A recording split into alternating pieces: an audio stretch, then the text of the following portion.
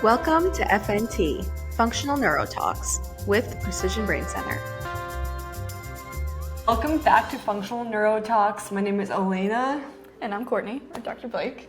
So today is a little bit of a different episode. We will be talking about Dr. Blake's story with getting into this field. So we'll start off with the beginning of it all. Yeah, definitely. So I would be lying if I said I always wanted or knew I wanted to go into functional neurology.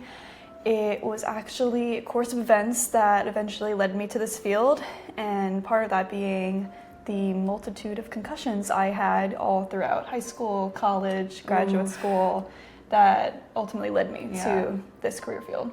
So you played college you played soccer in college, right? Yes. Yep. Okay. Yeah, so how many concussions do you think you had throughout that period? Well, diagnosed, around 4 or 5. Yeah. Undiagnosed, probably way more. That's crazy. And did you do anything for them?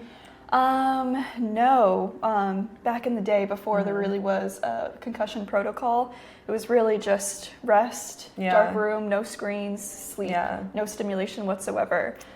We now know that's not what you want to do right off the bat, but that's originally what I would do for any of the concussions. Yeah, that's what we hear all the time. Before working here, that's all I thought was possible to do. Yeah. Did you feel off after? Definitely. You felt symptoms? Definitely. I know back when I was younger and my parents, I would definitely stress them out a little bit with some of my symptoms, just being super fatigued all the time, some emotional dysregulation, light sensitivity, not being able to focus or concentrate. It almost felt like my body was betraying me in a sense, that I had no control over any of my symptoms, which really drove me crazy because no one can see what's happening too on the inside. Yeah. So it's one of those challenges, definitely, as an athlete. Yeah.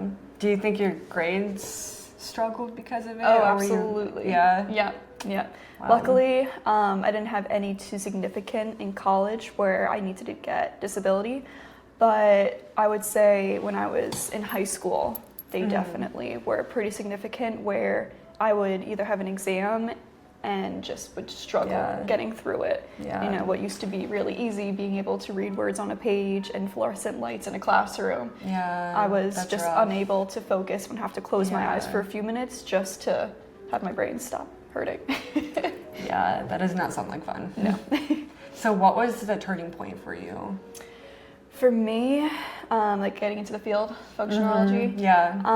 So I had an accumulation of all these concussions, and everyone used to think once you got to a certain point of brain development, there's nothing you can do. If you have a concussion, that's kind of how your brain will be for the rest of your life. So I just figured, I'll grow out of it maybe. And it wasn't until I was in graduate school that I really started to see what felt like random symptoms coming out of nowhere. And this is what I found really frustrating because I didn't know was possible. I guess I was hit in the head pretty hard a couple months prior to feeling all these symptoms, but I didn't know that it was connected, that you could have this delayed onset of symptoms. So it wasn't necessarily that I was hit in the head that day that I started to get all these symptoms out of nowhere. I contracted COVID. I was really stressed out in school. Okay. I was far away, hundreds of miles away from home. So there was all these accumulation of things just piling up, and I had no idea that it just ultimately led to these symptoms just resurfacing. Yeah. So then that final straw, it was a vertigo though, right? Definitely. Okay, can you talk about that a little bit? Yep, so it wasn't until I was in my 20s that I really understood the full effect of vertigo. I've heard about it. I've had family members who have had it, friends.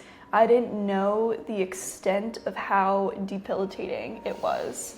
Because, you hear the room spinning, okay, that can seem a little disorienting, but it's also the other symptoms that accompany it as well. It's the anxiety, it's the fear component, it's the inability to feel that you're able to function in daily life. Yeah. I remember thinking, is this my new normal? Am I going to have to mentally prepare that any stimulating environment I go in, Yeah. I'm going to have all these symptoms just come out of nowhere, and I'll have to go home immediately. And what if I can't make it home? Yeah. You know, what if I embarrass myself? Yeah. Or people think I'm intoxicated when I'm not. You know, it's just all these things that you don't think about until you experience it for the first time. Yeah, that's scary. Yeah. And how bad was it exactly? I had episodes where for multiple days, and from what I was learning in graduate school, you know, they teach you about peripheral vertigo. You know, the inner ear crystals becoming dislodged, and you'll have episodes for a couple seconds. You'll have this really severe disorientation where it feels like you're spinning or the room is spinning. But the episodes I would have, they would be multiple days long, which I didn't know was possible. So I was essentially bedridden. And if I opened my eyes, moved at all, or had to go use the bathroom, I would immediately throw up.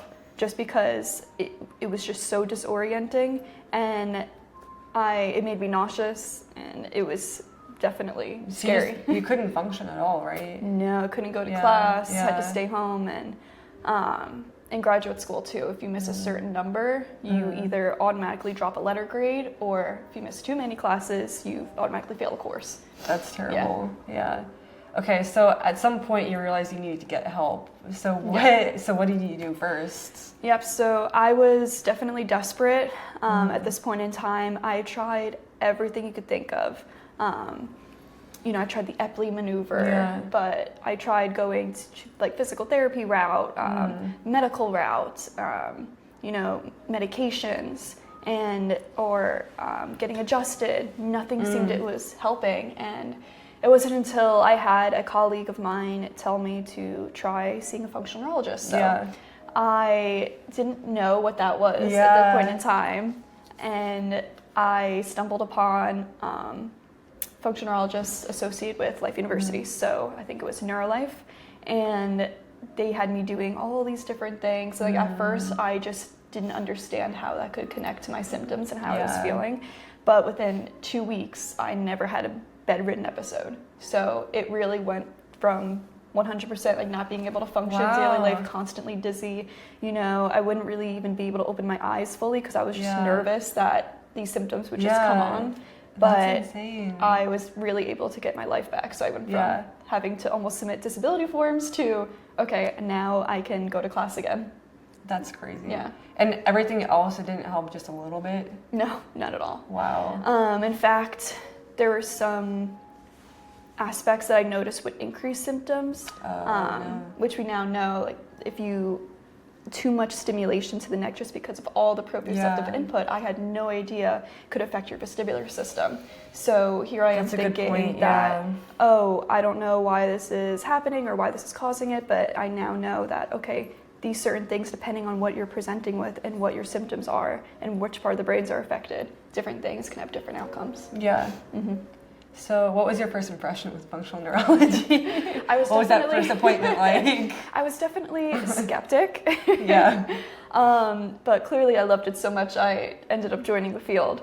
But I remember I was doing the metronome, I would do gaze stabilization, different eye exercises, and I didn't fully grasp the concept, so I just remember constantly asking questions. I just really wanted to understand how is this helping, because I'm not understanding it right now.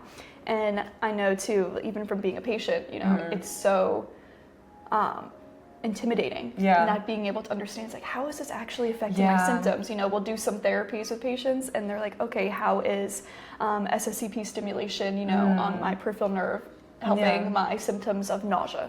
And it's just crazy how interconnected the brain is, and you don't really know about it until you start diving into the field. Yeah, that's really crazy. Let me see what else I have. Okay, so let's get a little bit into the symptoms and just kind of trying to educate our audience on like if they're experiencing anything like this might give them some answers. So why can symptoms show up later even if you felt fine at first? Yeah, that was one of the biggest questions I had starting out right away as a patient, because I could not wrap my head around the fact that, you know, I was fine for so many months after getting hit in the head. You know, I thought that meant that my brain was good. I was resilient. Yeah. No. So I had no idea. The brain was very good at adapting, which is both a positive and a negative. So positive because your brain, you know, that once you stable in space, it's going to constantly recruit other areas of the brain in order to have you functioning in the same capacity that you are used to. But you may have these underlying symptoms, such as maybe you'll have brain fog once in a while. Maybe what used to be effortless to do is now a little bit more fatiguing. You're starting to notice you get tired very easily doing something when a task felt extremely easy before an injury. So it could be like very slight differences. It could be very slight differences, and it's not until your brain has been adapting for so long, there's just this one stressful event that just, you know, is the straw that broke the camel's back in a sense. And I remember that situation for me was I was volunteering on a weekend, and it was super stressful because we didn't have enough volunteers. So I was quite literally running around in like 90, 100 degree heat in Georgia. And all of a sudden I just got this wave of lightheadedness. And I thought I was just dehydrated, and then the vertigo set on, and I just completely had to stop, and that's it. That was it. So it can just as simple as that, like one big situation with anxiety or stress, and that can just offset everything. A lot of people don't realize it. Emotional stress can have a huge component on that's a really great point. So then even after a concussion or cellular concussions, you're not really feeling any symptoms, or you might feel like some sort of, you know, like feeling a little bit off or brain fog. I feel like those are also very easy to brush off and, maybe I just haven't had enough sleep, or it just, everyone experiences brain fog. So, so that's a really good point to keep in mind. And then, that's scary. How can we just stress that will offset everything? And a lot of people don't realize that, okay, these little symptoms here and there that, okay, maybe it was a lack of sleep, but because your brain is just picking up the slack for so many other areas that aren't working as efficiently as they could, that if you're only getting 6 hours of sleep instead of 8, you're going to feel it a lot more than you would. That makes sense. It's like a computer already working on overdrive. Exactly. And then that one last insult just crashes everything down. Exactly. That's crazy. So for you, why was it vertigo specifically? It's a good question. So it's hard to tell for each person, you know, what symptoms are going to come to the surface. I know for me at least, I noticed early on I tended to have a little bit more balance issues, and that was, you know, starting all the way back at like high school, college age, back when I initially had concussions. And I never really thought too much of it because it's like, okay, you know, I can improve that, you know, I can go to physical therapy. And like, I know musculoskeletal wise, I've had knee injuries, ankle injuries, back injuries, you know, these can all affect your balance and your vestibular system. But it could have been the situation where I already had these deficits, so that area just tended to be the one that came to the surface in that moment in time. For someone else, it could be completely different. It could be migraines or headaches. Okay, that's a really great point. Or it could be significant brain fog, dysautonomia, POTS symptoms. So concussion, that can also like lead into dysautonomia? Correct. Oh, I did not know that. Okay, interesting.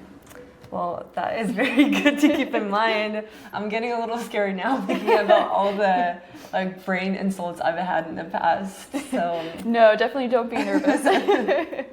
So what's something that someone can do if they know that they have had a couple of concussions and they're hearing this episode right now and they're starting to get a little bit nervous? Yeah, I don't want anyone to be nervous because there are people who have multiple head concussions or injuries and they're completely fine. Like you may not have any symptoms whatsoever. Your brain could be working just as efficiently as it could be. There's just always that chance, that population where, you know, in my situation, I had very severe head injuries and they all accumulated to the point where I had this huge overbearing symptom that came to the surface. But there are also people that all go throughout life, they are completely fine without any treatment. So I don't want you to think, oh my gosh, you know, I bumped my head the other day, I need to come in right away. You know, I don't want to get vertigo down the line. That's not the case. And a lot of it too, I think, is just making sure that you take good care of your brain. So like eating well, avoiding toxins, like exercising, that kind of thing too, like that will help. Definitely. Okay. Well, now you're in this field. What's your favorite part about being a functional neurologist? Yeah, I would say I love to see people turn from almost how I was as a patient, like a little bit of skeptic, to being so enthusiastic about it. Yeah, because we do they that went, all the time. oh my gosh, it's so much fun. Because you see people saying, okay, you know, I'll see. And then within a few sessions, they're like, oh my gosh, you know, I'm starting to notice my sleep is getting better. Yeah. I'm starting to notice, you know, I feel more energized throughout the day and not having these huge lows randomly where I'm super fatigued, I need an energy drink. Or maybe it's, I feel happier, you know, I'm not having these low moods that come randomly if I'm stressed, you know, I don't get so down in the dumps anymore, or they're able to work out again, you know, it's all these little things that start to add up that it's really exciting to see. Yeah, so that's very rewarding. Definitely. That's awesome.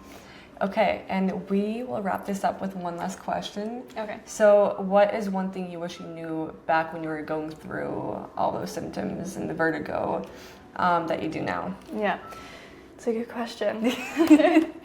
I would definitely say I wish that it was more well known how interconnected the brain is, and just because you're having one symptom doesn't mean that there aren't these other things that are also affected within the brain. Yeah. It's one of the very interesting things that I have seen within this field is that, yes, okay, maybe you have, your main complaint could be vestibular, like I was, but there's also these other things like maybe your saccadic movements, your vertical eye movements, and where that ties into the brain. So it's just amazing to understand that it's more so a whole, not just individual systems working on individuality. So it's not just a machine, your brain's not a machine, it works together as a whole. So if one area, one little part is not functioning the way it should be, then it can have an effect on the entire system. Yeah, that does make a lot of sense. And we do see that a lot in the office where people come in with all these symptoms. They don't even bother like telling us about every single symptom they have because they don't think it's connected to their, you know, primary complaint. Exactly. So, yeah, that's okay. That's great advice. Okay, well, thank you very much for explaining your story. Of course. We're happy to have you here in this field. You've been great so far, and I'm sure you'll be doing many great things in the future. Yeah, well, that's all we have for you. And that's all we have for today. So thank you for tuning in. Yep, thank you. And we will see you next time. Bye. Bye. We hope you enjoyed today's episode of FNT. Please like, follow, and subscribe to our show, and don't forget to check us out on social media. If you or a loved one are seeking treatment, please visit us at precisionbraincenter.com.